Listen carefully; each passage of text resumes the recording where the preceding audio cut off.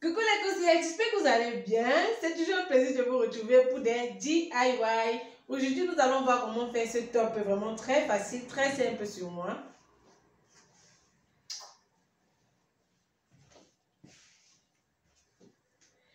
Voilà, je l'ai fait à partir du patron de la robe Espérance que plusieurs d'entre vous connaissent.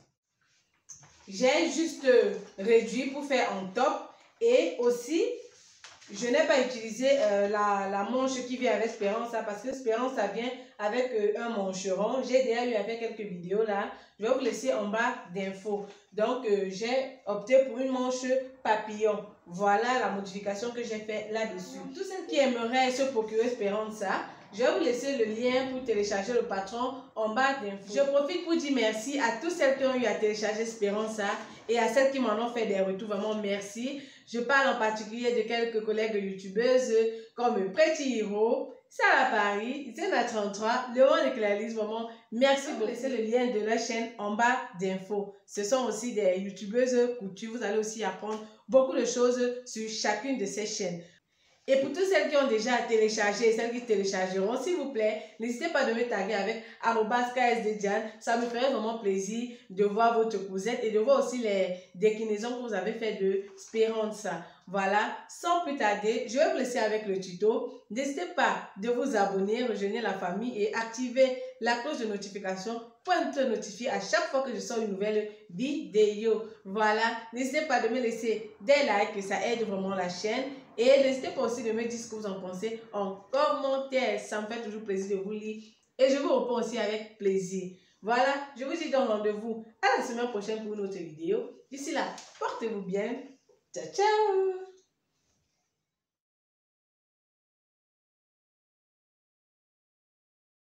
Donc là, j'ai pris mon patron Speranza, j'ai pris d'abord pour le dos et j'ai placé sur le tissu.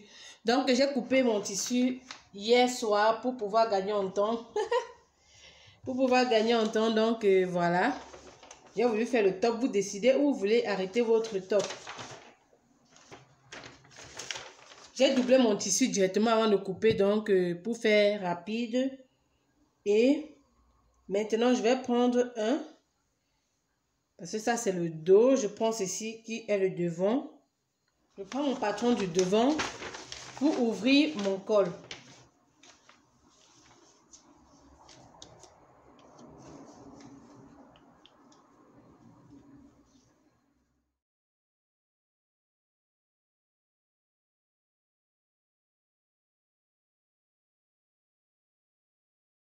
Vous voyez bien, le bas n'est pas tout droit. Donc, au bas, j'ai donné une petite coupe comme ça. Vous pouvez laisser tout droit. Je vais ouvrir l'endroit. Je prends le dos. Le dos sera à l'envers. Là, on va faire la couture anglaise. Donc, je mets comme ça.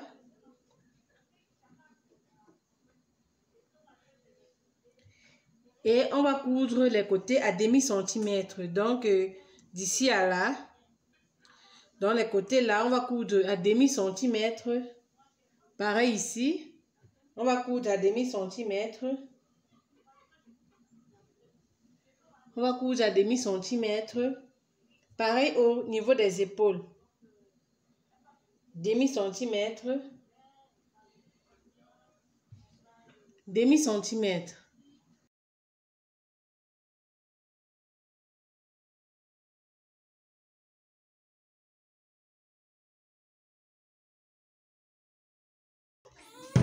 Une fois fait maintenant, on va venir coudre là à 1 cm. Pareil ici.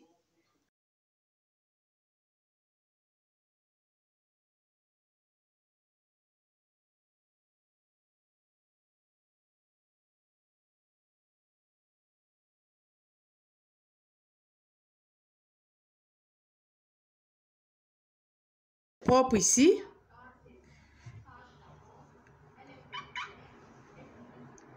On a coupé maintenant la manche papillon. Donc,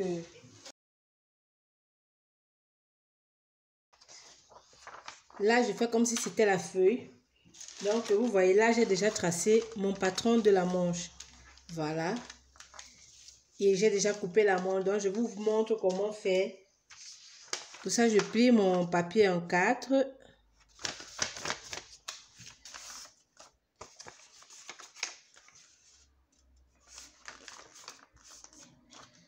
Voilà. Maintenant, je vais prendre mon t-shirt. Je prends ma blouse et je vais mesurer le tour de mon emmanchure.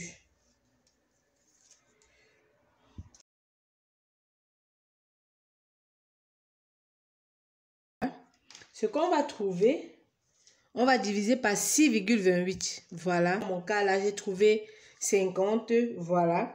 Donc, je vais diviser 50 par 6,28. 50 divisé par 6,28, ça me donne 7,96. Voilà. Donc, on prend le plus bas. On va arrondir ça à 7 cm. Maintenant, la longueur, je prends la longueur de mon manche. Donc, moi, j'ai pris une manche de 13 cm. Voilà. On va ajouter 13 cm à 7. Donc, j'ai pris la longueur de la manche. J'ai pris 13 cm. Maintenant, je vais additionner aux 7 cm ici. Je trouve 20 cm. Voilà. Voilà mon tissu plié en 4. Je vais mesurer 20 cm à chaque fois. Je prends comme ça. Et je suppose que voici 20 cm. Puisque je vous fais une miniature. Voilà. Voilà mes 20 cm.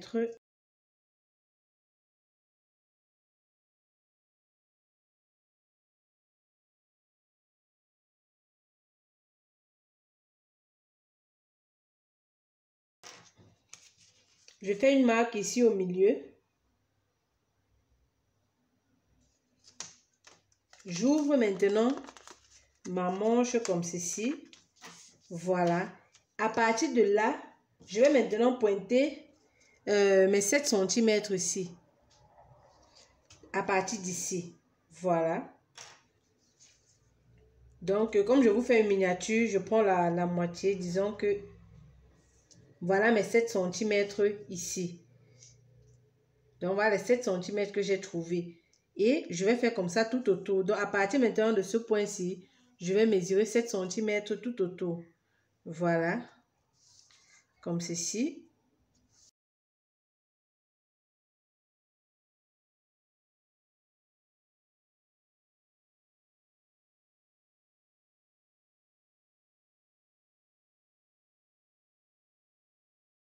Donc, voilà mon cercle et on va couper ce cercle-ci.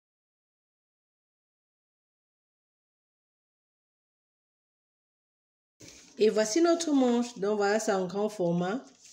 Et voici la miniature que je vous ai faite. On met les repères. Donc, voici à l'épaule. À l'épaule-ci, c'est cet endroit le plus grand. Et maintenant, à l'aisselle là. Et maintenant, au niveau de l'aisselle, c'est cette partie la plus petite qui va là.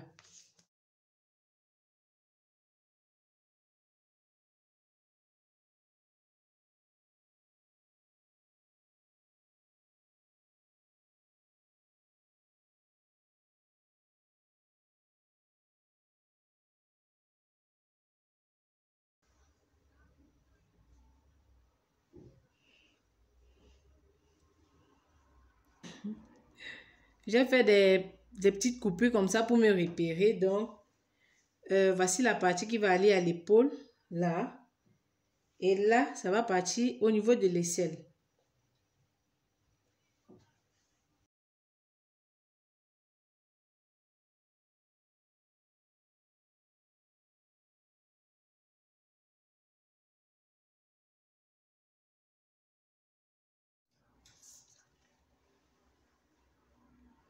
Donc, voilà, on va passer maintenant en couture. Faire pareil avec l'autre côté de la manche. Ce côté. Donc, vous allez prendre une bande longue, vraiment bien longue et en épaisseur 3 cm.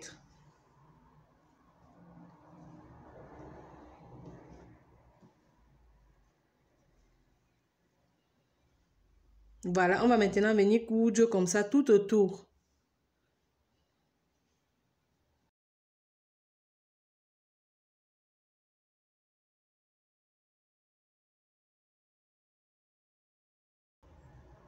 Donc, arrivé au fond là, on va d'abord coudre les deux. Donc, on va arrêter, on va coudre les deux bandes avant de couper l'excès. Voilà, on va coudre. Donc, j'ai fait la même chose pour l'ourlet du bas. Voyez.